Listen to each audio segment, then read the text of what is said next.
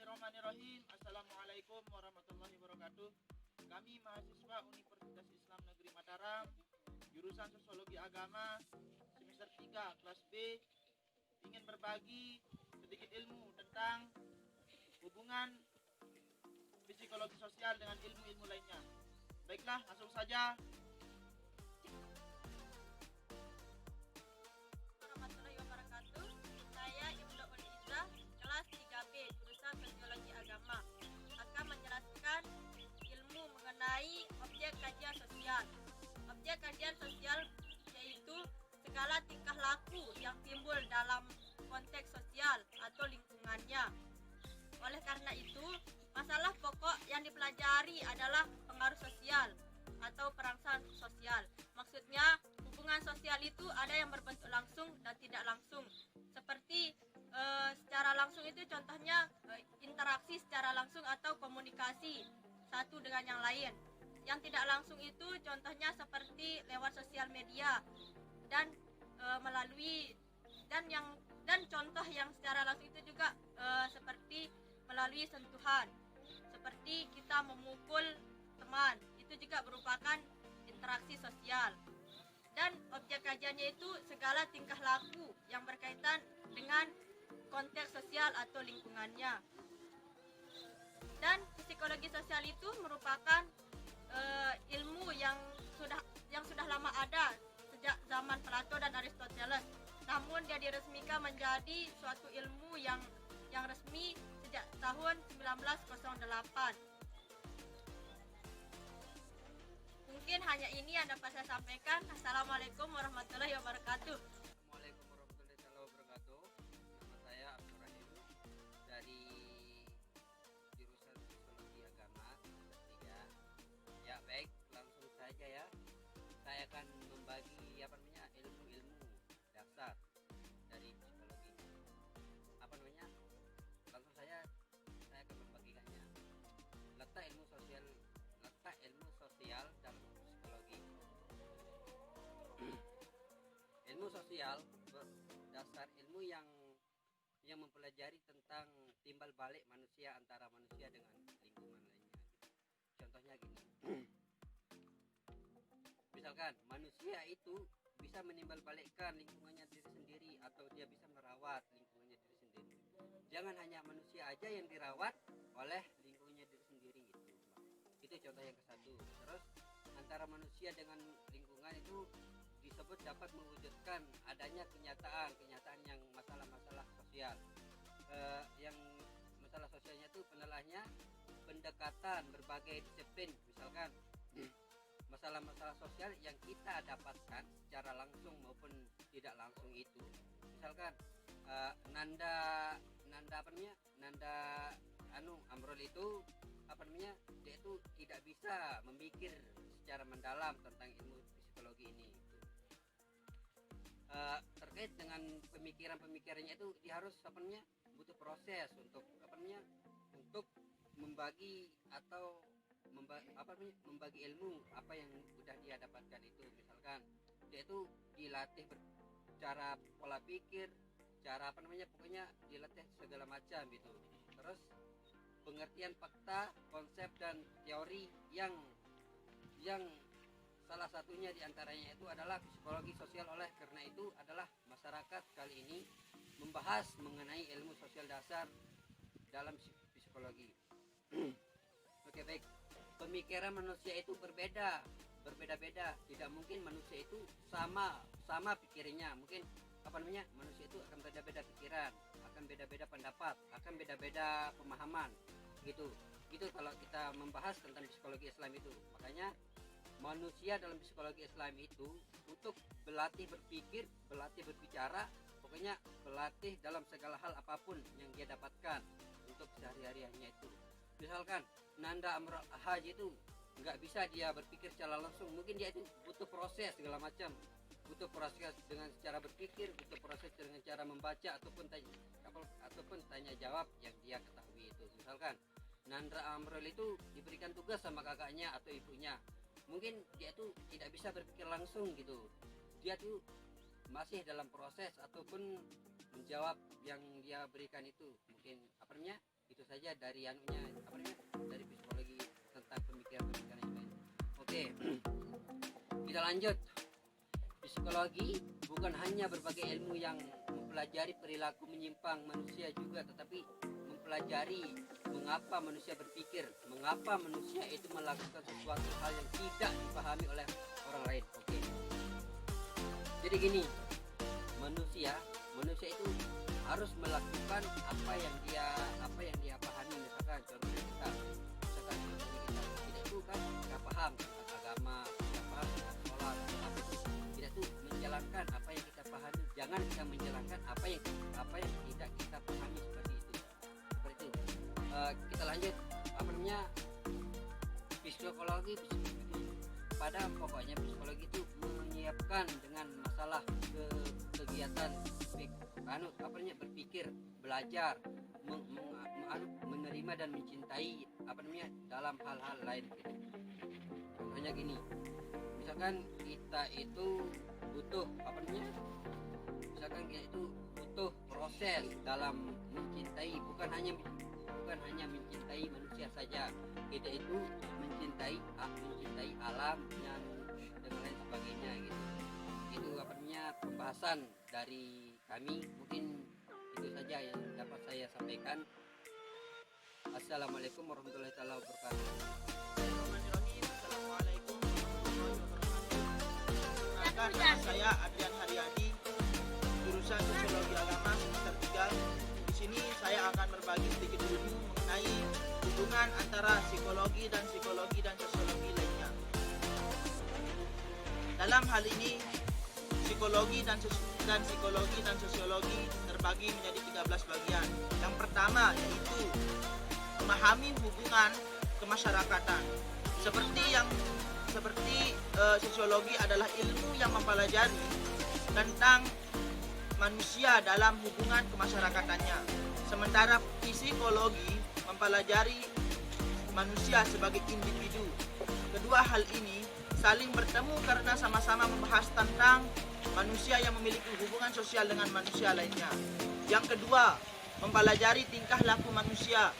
Hubungan antara psikologi dan sosiologi, yang pertama adalah keduanya sama-sama mempelajari tentang manusia dengan segala tingkah lakunya. Misalnya saja dalam gejala sosiologi terkait urbanisasi atau konflik yang terjadi antar kelompok. 3. Saling melengkapi ilmu tentang manusia. Ilmu psikologi yang mempelajari tentang manusia, sementara sosiologi yang mempelajari tentang masyarakat tentu sangat berhubungan. Kenapa? Karena manusia yang menjadi komponen pembentuk masyarakat adalah bagian yang berperan penting. Yang keempat, membantu menentukan strategi konseling atau terapi sosial. Dalam psikologi terdapat sebuah cabang ilmu yaitu psikologi konseling. Dalam psikologi konseling ini diketahui bahwa penyakit yang dialami secara psikis atau kejiwaan tidak hanya dipengaruhi oleh kelainan secara biologis, melainkan juga dengan kelainan mental. Yang kelima, menyatu menjadi pembentuk perilaku. Kita mungkin sering melihat teman atau orang lain di sekitar kita yang sedang sakit. Masing-masing ini, mereka mungkin menunjukkan respon atau perilaku untuk menyikapi sakit yang dialami dengan berbeda-beda. Misalkan ada yang demam, nyeri, sakit kepala, dan lain-lain. Ada yang menjadi pendiam, putus asa, atau justru merengek-rengek dan mungkin akan datang menghibur dan mencoba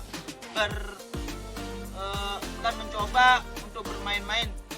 Yang keenam,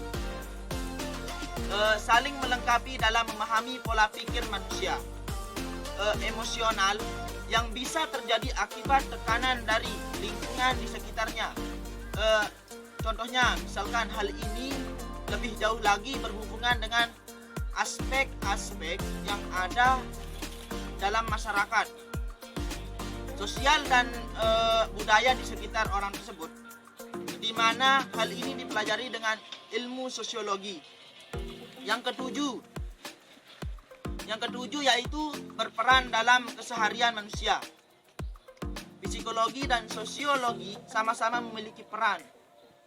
Peran yang gimana maksudnya? Yaitu peran dalam keseharian manusia. Ini terlihat dari manusia dengan segala kepribadian dan sifatnya yang berinteraksi dengan lingkungan dan masyarakat di sekitarnya. Psikologi yang mempelajari tentang respon, emosi, dan kejiwaan seseorang sangat berhubungan dengan sosiologi yang mempelajari interaksi atau hubungan, di mana orang tersebut dengan lingkungannya dalam hal ini memiliki psikologi dan sosiologi sosial sangat berhubungan dalam keseharian manusia. Yang kedelapan yaitu membantu interaksi dan komunikasi manusia. Hubungan psikologi dengan sosiologi yang terjadi dalam proses komunikasi dan interaksi manusia. Dalam sebuah interaksi dan komunikasi, terjalin sebuah hubungan antara dua individu serta lingkungan di sekitarnya yang juga mempengaruhinya. Yang kesembilan yaitu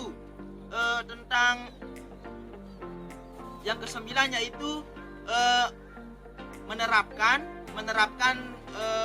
studi tentang masa lalu dan masa kini manusia. Psikologi mempelajari masa lalu dan masa kini manusia, termasuk nenek moyang terdekatnya, untuk lebih mengetahui gimana kehidupan di masa lalu tersebut dengan masa sekarang yang tersebut. Memahami sejarah kejiwaan orang tersebut dan bagaimana masa lalu orang tersebut dapat membentuk dirinya yang sekarang. Yang ke-10 yaitu mempelajari perkembangan manusia.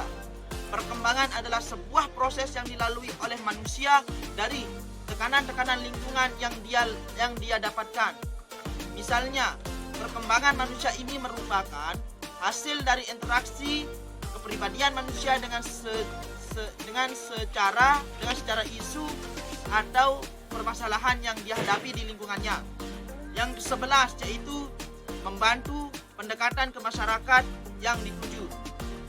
Misalkan seringkali kita merasa kesulitan untuk mendekati masyarakat atau seseorang di dekat kita. Karena mengapa? Karena hubungan interaksi kita itu yang kurang. Masuk ke dalam satu masyarakat, akibatnya kita pun kepada target market yang sesuai karena telah mengalami penolakan terlebih dahulu. Dalam hal ini, psikologi dan sosiologi secara bersama-sama membantu kita mencari pendekatan yang pas untuk masyarakat yang dituju. Yang ke-12 yaitu mengetahui konflik dengan tepat. Tidak jarang konflik terjadi antara satu individu dengan individu yang lainnya. Mengapa? Karena akibat ketidakcocokan perilaku, kesalahan komunikasi, dan lain sebagainya. Dengan psikologi dan sosiologi kita bisa mendapatkan bagaimana cara perilaku tersebut berbentuk atau bagaimana gaya komunikasi yang diharapkan oleh pihak agar terjadi hubungan baik dalam masyarakat tersebut. Yang terakhir, mengatasi isu sosial. Yang dimaksud di sini yang dimaksud dengan isu sosial adalah munculnya akibat adanya kesenjangan antara harapan dan kenyataan yang terjadi pada suatu masyarakat psikologi dan sosiologi yang sama-sama mempelajari manusia. Yang sama-sama mempelajari manusia dan lingkungannya dengan segala komponen kemasyarakatan yang di dalamnya terdapat, membantu kita memahami hal-hal yang di balik isu sosial sehingga kita pun mencari strategi tersebut. Mungkin hanya ini yang bisa saya sampaikan, kurang lebihnya saya mohon maaf. Assalamualaikum warahmatullahi wabarakatuh. Assalamualaikum warahmatullahi wabarakatuh. Saya Amrul Haj.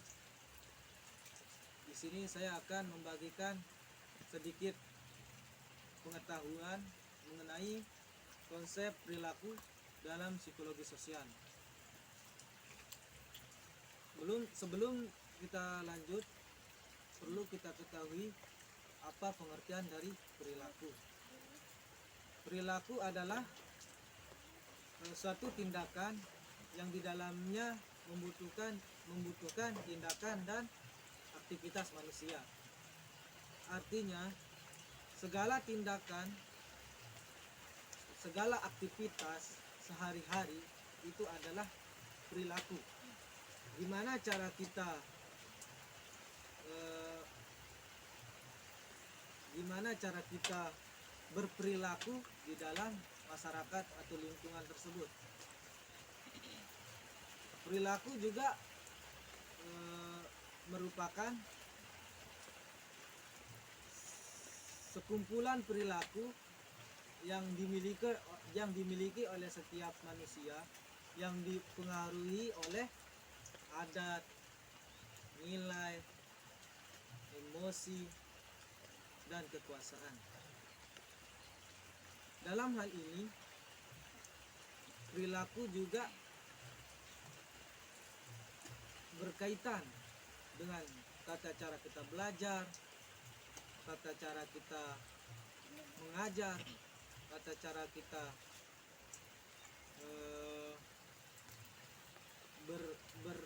bertindak, cara kita bekerja, dan lain sebagainya. Setelah kita sudah terjun ke dalam masyarakat, ada namanya penilaian. Artinya penilaian bagi kita oleh masyarakat. Gimana cara kita bertindak atau berperilaku, beraktivitas seharian di dalam lingkungan tersebut, itu kita dinilai dari segi perilaku kita. Baik dari perilaku kurang baik kita, perilaku baik kita, itu kita dipandang atau dinilai oleh masyarakat di dalam lingkungan atau desa tersebut. Makanya di sini kita berperan sebagai orang yang tahu atau orang yang mengetahui tentang perilaku, khususnya itu perilaku yang baik. Kita harus melakukan perilaku itu dengan baik di dalam lingkungan atau di dalam masyarakat. Di dalam perilaku banyak ciri-ciri atau macam-macam perilaku di dalam lingkungan atau di dalam masyarakat. Tapi yang saya sebutkan ada dua, yaitu perilaku terbuka dan perilaku tertutup. Di sini saya akan menjelaskan mengenai macam atau ciri-ciri perilaku. Yang pertama adalah perilaku tertutup. Perilaku yang dimiliki oleh seorang atas stimulus yang terselubung. Contohnya, kita dipandang dari gaya kita belajar, gaya kita mengajar, gaya kita bekerja, dan lainnya. Itu pengertian dari perilaku tertutup dan beserta contohnya. Yang kedua itu perilaku terbuka. Perilaku terbuka adalah dibentuk dari stimulus yang nyata atau terbuka. Contohnya dari kelakuan kita sehari-harinya di dalam masyarakat atau lingkungan tersebut. Jadi itu adalah sedikit mengenai tentang perilaku. Intinya di sini kita adalah orang yang mengetahui atau orang yang tahu mengenai perilaku. Pasti kita akan mereaksikan diri kita di dalam masyarakat itu dengan berperilaku dengan baik. Gimana dampaknya kita berperilaku dengan baik, gimana dampaknya kita berperilaku kurang baik di dalam masyarakat, itu adalah tergantung pada diri kita sendiri. Jika kita berperilaku baik, maka pandangan atau nilai dari penilaian dari masyarakat tersebut, kita adalah orang baik, kita dipercaya, dan lain sebagainya. Nah, dan jika kita berperilaku buruk di dalam masyarakat, maka kepribadian kita akan jelek di dalam masyarakat, atau kelakuan kita dinilai jelek oleh masyarakat atau di dalam lingkungan tersebut. Perilaku juga diartikan sebagai reaksi seseorang terhadap lingkungannya. Itu dibedakan menjadi dua reaksi, yaitu reaksi aktif dan pasif. Maksudnya reaksi pasif ini adalah tanpa tindakan yang nyata atau konkret, sedangkan pasif aktif pasif. Sedangkan reaksi aktif itu adalah tindakan yang nyata atau konkret. Jadi jelas ketika kita memiliki perilaku yang baik, maka diri kita akan nyata atau aktif. Maksudnya di sini dari segi penilaian seorang itu kita terlihat seperti orang yang nyata dalam melakukan perilaku yang baik atau tindakan-tindakan yang baik di dalam masyarakat. Di sini ada faktor dari perilaku dalam psikologi sosial. Yaitu yang pertama adalah faktor biologis, yang kedua faktor sosio psikologis, yang ketiga itu faktor emosi, yang keempat adalah faktor kelakuan, yang terakhir adalah faktor sikap. Sikap juga menentukan gimana perilaku kita. Jika sikap kita baik, otomatis perilaku baik.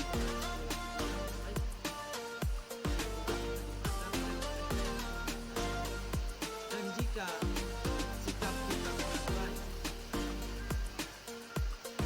dan melakukan sikap yang buruk, di dalam masyarakat kita dipandang orang yang kelakuannya, orang yang aktivitasnya itu jahat atau gimana tuh, jahat atau istilahnya bandel. Jadi kita di sini sebagai orang yang mengetahui mengenai ilmu psikologi atau sikap atau perilaku, pasti kita melakukan tindakan atau aktivitas di dalam masyarakat itu dengan baik atau dengan cara kita bereaksi di dalam masyarakat tersebut, yaitu dengan beraktivitas atau berkelakuan, bersikap dengan baik. Itu tergantung pada diri kita. Gimana cara kita mengambil perilaku dalam suatu adat, dalam suatu pergaulan, dalam suatu pembelajaran, itu tergantung pada diri kita sendiri. Mungkin hanya ini sedikit ilmu mengenai perilaku. Sekian dan terima kasih. Assalamualaikum warahmatullahi wabarakatuh. Mungkin itu saja pemaparan materi dari kelompok 3. Mungkin di sini kami akan menyimpulkan sedikit materi tentang kelompok kami itu kelompok 3 tentang hubungan psikologi sosial dengan ilmu-ilmu lainnya. Baik, kesimpulan yang kami akan sampaikan yaitu peranan ilmu sosial dasar sangatlah penting dalam kehidupan kita di bidang psikologi individu. Ilmu sosial penting dalam membentuk karakter kejiwaan seorang individu dalam mencapai kedewasaan individu lainnya. Mungkin hanya ini yang dapat kita sampaikan. Kalau ada kata-kata yang salah itu datangnya dari kita semua. Jika ada kata-kata yang benar itu datangnya dari Allah Subhanahu wa taala. Baiklah, mungkin ini saja yang dapat kami sampaikan. Sekian. Assalamualaikum warahmatullahi wabarakatuh.